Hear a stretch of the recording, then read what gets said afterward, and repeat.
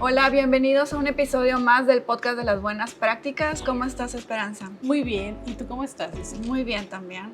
Lista para hablar sobre un tema que ya hemos abordado en otras ocasiones. De hecho, creo que es el tema que da origen al nacimiento del podcast de las buenas prácticas. Sí. Y es la resiliencia. Hoy queremos nuevamente abordar este tema. Sí. Pero un poco más enfocado a la práctica educativa y en particular a un tema que es la importancia del encuadre y de las normas de convivencia. Y bueno, hablamos de la importancia de la resiliencia en el entorno educativo. Sí. Y pudiera parecer que, como ya muchos, sobre todo en nuestra comunidad de la Universidad del Noreste, conocemos muy bien qué es la resiliencia y hablamos sobre esta capacidad de adaptarse a situaciones que son adversas y salir fortalecido de ellas. Claro. Pero, aunque pareciera que es un tema que surge de en nuestro caso, un diplomado que tenía como tintes psicológicos para apoyar al profesor, la realidad es que está estrechamente ligado con el promover límites, disciplina y confrontación de consecuencias en el aula.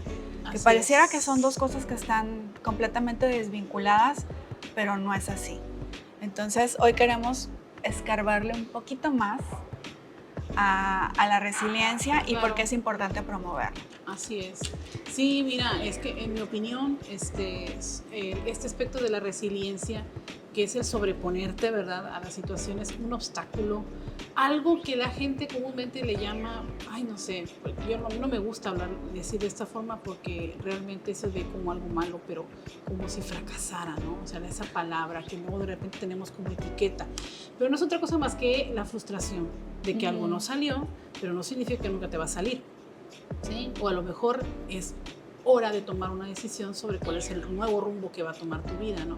Entonces, de este sentimiento o esta emoción frustrante va a surgir una decisión, ¿sí? Entonces, que va a cambiar las cosas. Es. Entonces, la relación que tiene con lo que acabas de mencionar, ¿no?, de seguir reglas, pues es lógica, está muy vinculada, porque de qué otra forma puedes experimentar frustración si no tienes claro cuáles son los límites, hasta dónde puede llegar tu comportamiento.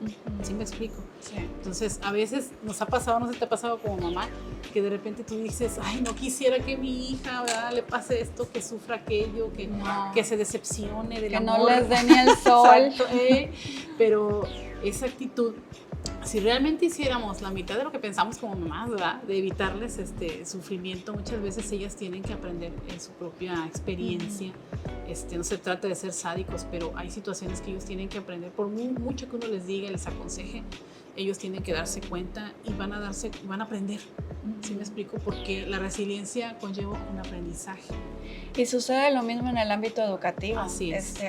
Uno de mis motivaciones para volver a tocar el tema de la resiliencia es esta inquietud que personalmente tengo en este podcast y en los cafés con la coach y en general en la interacción que tenemos con el maestro. A últimas fechas promovemos muchísimo la empatía, la escucha activa y la tolerancia, o sea, como una nueva dinámica del profesor, sobre todo por la manera en la que fuimos formados, que ya también platicamos muchísimo de eso. Sí.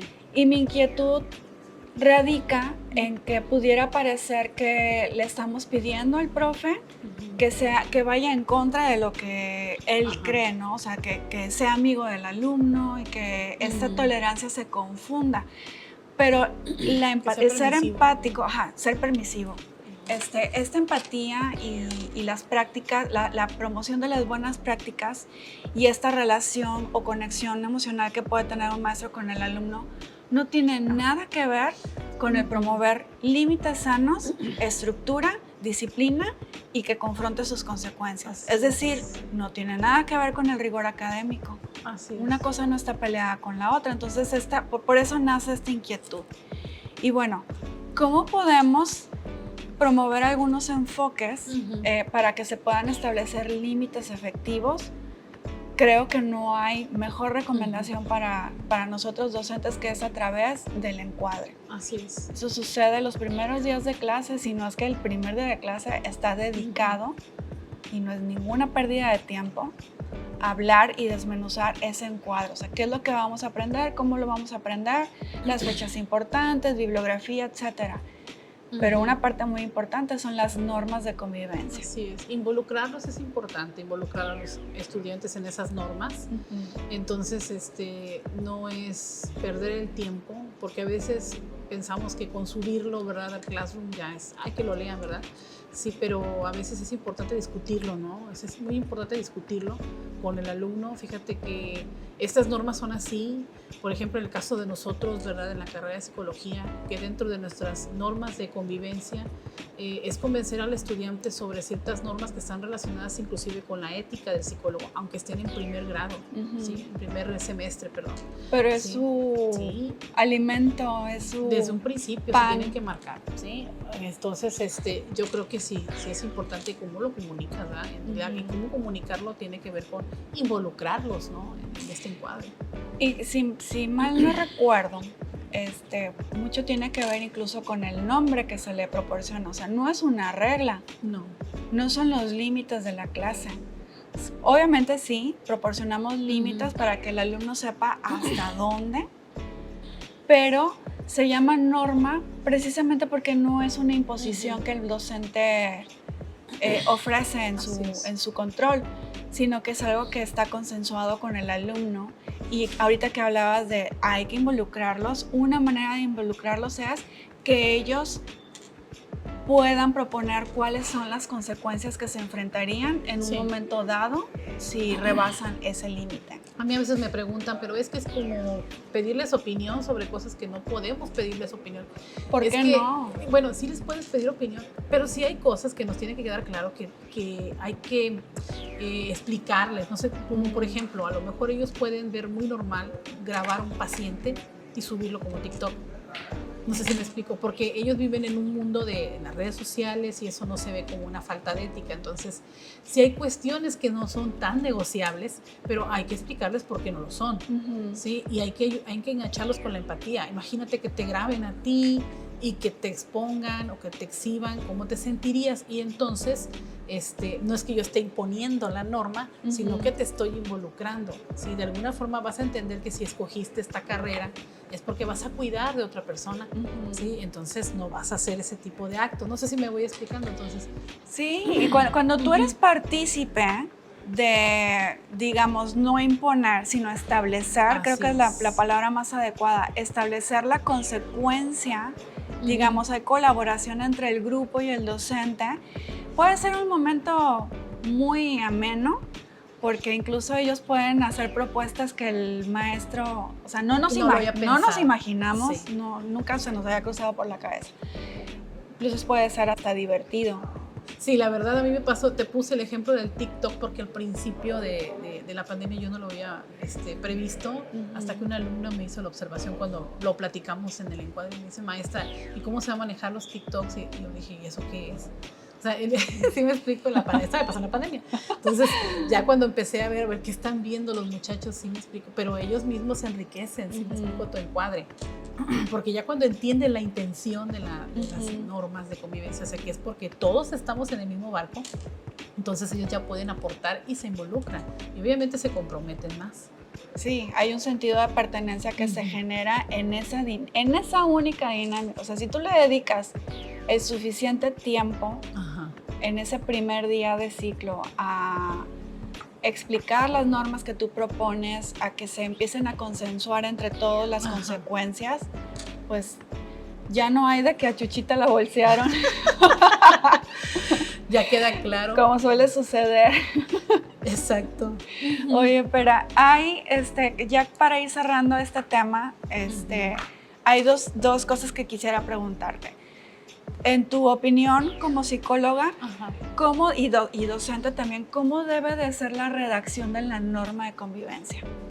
Bueno, es que si estamos involucrando a los estudiantes, pues ahora sí que todos tenemos que estar involucrados, ¿sí? Entonces, todos, por ejemplo, si una de mis normas va a ser el respeto, ¿verdad?, por el paciente, pues yo también, ¿verdad?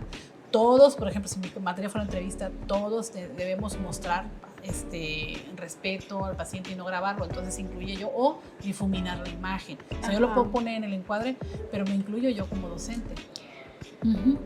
Muy distinto sería de decir no grabar al paciente. Así es. Sí, hay que redactarlo en positivo, ¿verdad? Porque también el prohibir es algo que, la verdad es que los muchachos están todavía en la etapa, ¿verdad? De la resistencia a muchas reglas. Y es importante. Yo creo que parece que no. Y hasta nosotros. Es lo que iba a decir. No pienso que sea una cuestión de la edad. Ajá. Es más bien del ser humano. Cuando te dicen no, sí, pero ¿por qué no? ¿Por qué no? Mira, si puedo. Como de que no. Sigues las normas, pero lo cuestionan, ¿no? Entonces, ajá. Sí, es importante que sea en positivo, inclusivo. Inclusivo. Y la otra es preguntarte sobre por qué es tan importante que un alumno, ponías el ejemplo de nuestros hijos, pero así en el plano educativo, una persona en general, porque es importante confrontar consecuencias. ¿Qué pasa si no lo hacemos? Pues es que el alumno, nuestros hijos y el alumno, todos, porque inclusive los adultos también nos pasa. Sí, exacto. Si no enfrentamos las consecuencias, pues la realidad es que es una posición muy cómoda, porque se nos facilitan las cosas. ¿Qué pasa cuando no nos confrontamos con ese? Mira, te voy a platicar yo una situación que me pasó como estudiante en la maestría, porque yo siempre decía, no, yo cuando estaba en la universidad por 10 y en la maestría, me costó, pues ya estaba trabajando, sí, estaba con los niños y estaba estudiando. Y entonces me cuestionaba, o sea, a ver, ¿por qué quieres el 10 ahorita? ¿No? O sea, si estás en 3 lados, o sea, cuando eras estudiante nada más estabas estudiando, llegabas a tu casa y veías tele y todo, era más relajado. Ahorita tienes más obligaciones, entonces tuve que acostumbrarme, porque para mí ese 9 o ese 8, no sé, porque no podíamos sacar. Te podían. Era algo que me hacía, que era mucho el esfuerzo que yo tenía que hacer para poderlo sacar. Entonces, de alguna manera toleré esa frustración que me generaba y acepté, ¿no? El hecho de que estaba aprendiendo, a lo mejor un poquito más lento por la situación de vida, y enfrenté las consecuencias y crecí. O sea, pude hacer algo que no había hecho, que era estudiar y trabajar. ¿Sí me explico? Y que a lo mejor podría haber pensado, si yo me hubiera frustrado y hubiera dicho, ay, no, ¿para qué? Hubiera dejado la maestría, ¿sí me explico? La hubiera abandonado. Pero no, le seguí, o sea, ahí está la resiliencia. Así es. ¿Sí me explico? Entonces, si no se confronta con las consecuencias, ¿de dónde me voy a recuperar realmente? O sea, no me estoy recuperando de ningún lado porque realmente me facilitaron las cosas y voy a seguir perpetuando las mismas actitudes que me llevaron a esa misma posición. Sí. Esa es la realidad. Y no nada más te digo los estudiantes, o sea, yo te lo platiqué para como todos. Adultos. Ajá. El episodio pasado platicábamos sobre la importancia de la autoevaluación y también yo no sé si estoy cruzando cables, pero también lo tocábamos en una sesión del café con la coach, la última, que fue autoevaluación y coevaluación. Y cuando hay confrontación de las consecuencias, permite que exista un momento de autoevaluación, y cuando hay autoevaluación, entonces puede haber un crecimiento. La persona, háblese de alumno, hijo, quien sea, hay un momento en el que puede evaluar su propio desempeño y determinar qué fue lo que no salió tan bien o lo que puede mejorar, ¿no? Que en el caso que tú nos platicabas en el momento en el que hiciste tu maestría, pues fue replantearte lo que a lo mejor para ti significaba una calificación, y que además me parece un tema bien importante, porque la calificación...